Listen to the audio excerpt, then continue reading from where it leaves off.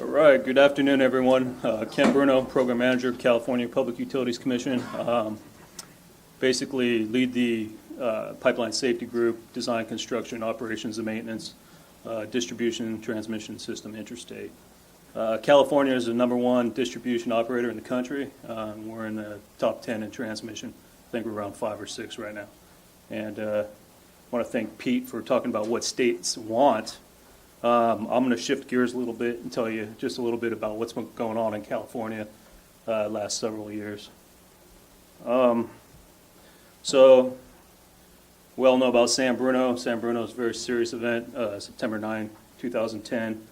One of the contributing factors in the NTSB investigation report was that the pipe lacked a post-construction hydrostatic test, and that was where a lot of the efforts in California had been aimed at, as well as other areas, but this is one I'm going to talk about.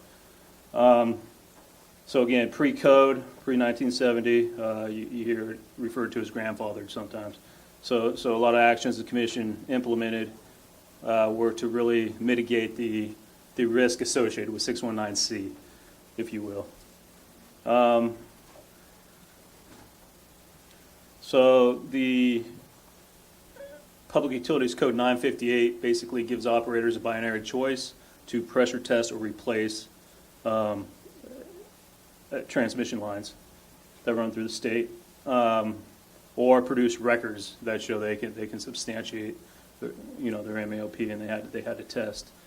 So the specific test is an 8-hour Subpart J hydrostatic test with spike, and I think we heard a little bit about spike testing today. So that's a short, very high pressure, very short duration, 10 to 30 minutes, something like that, at 1.5 to 1.6, 1.7 MAOP.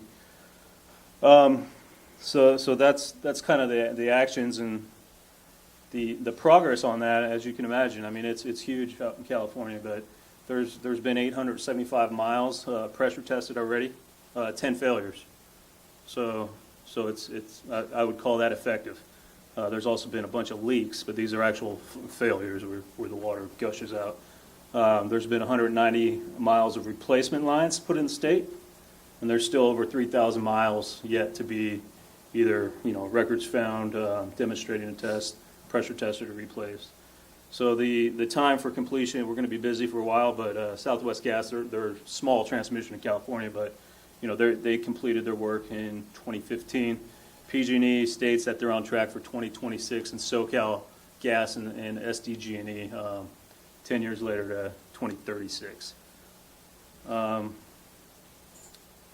So that's pretty much what's going on with respect to 619C and PU Code 958 in the state of California. Now I want to talk a little bit about something else that you've all heard about, and that's the Aliso Canyon failure. I'm not going to talk about facts of the investigation or anything like that, but I'll give you a high-level overview, tell you where we are. This is a picture that's been released publicly already. This is the crater that was formed after the failed kill attempts from the top, and it basically just carved out big old crater. It doesn't look like that anymore. Now it's getting ready for downhole operations, so the ground has been filled in, engineered, filled in, and cemented over to support the weight of a rig to actually go downhole and start pulling tubing and casing.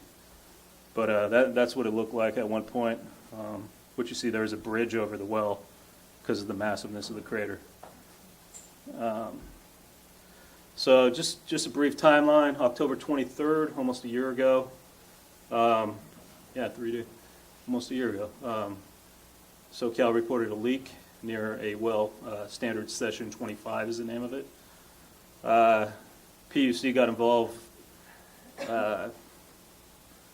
pretty early. We announced our investigation on December 2015. And we also directed SoCal Gas to hire, we actually asked them to provide us with 3 names of independent consultants, and working with PHMSA and our partner agency, Department of Conservation. We selected Blade Energy Partners out of Houston, Texas. to do the root cause analysis. So the other big event was in February. The leak, was sealed. It was sealed. So, our first priority out there was to stop the leak. And now after that, that was a emergency really. And then now that stopped, the well site became mine, my team's, and also Dogger, and we want to find out what happened and why to prevent recurrence. We want to take enforcement action if warranted by the facts, and make sure it never happens again in California.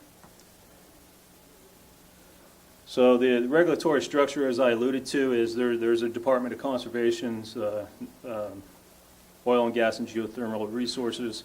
They really regulate from the wellhead down, downhole as we call it, and then California is from the what they call the Christmas tree, the wellhead to the transmission lines, the horizontal flow lines. So that said, though, the PUC 315 and 701, it does give us authority to investigate anything on operators' property and make sure that that we're investigating failures of any kind. So there is that dual regulatory structure. This is a schematic of the well, also publicly released already. But basically, the ground level there is a horizontal gray line, and then the downhole components are really a 2 7/8 tubing, sometimes referred to as the tubing or the production casing, and then you have a 7-inch casing, and then you have an 11-inch casing that runs down to this level. So you have 3 levels here, and then 2 going downhole, and you're down at 7,500 feet at this point. But really the well was killed from a relief well coming in, flooding the bottom of the basin, not from the top. It was unsuccessful at the top. So my team is conducting an investigation. There's also, as I alluded to, a root cause analysis done by Blade Energy Partner, the independent RCA firm, and they really had. These are the main phases, and we're really at the 4th bullet, getting ready for the 4th bullet. But site evidence collection, documentation, a lot of measurements, non-destructive stuff, physical examinations. The fill-in of the crater is the site restoration to rig readiness, and that's really making sure the ground can support the weight of a rig to go downhole. And the next big one's actually going to be going downhole and doing let's call it a direct exam of areas of interest. Following that, there'll be a metallurgical examination and a final report from the root cause analysis firm. So anyway, that's all I really had. I just wanted to kind of give you a glimpse of not so much what States wants, but what we're doing out in California right now, keeping us busy. One comment. Yes, sir. That 619C is the grandfather clause, and that's part of what's being done away with the new regulatory scheme. Some people might not recognize 619C as the grandfather clause.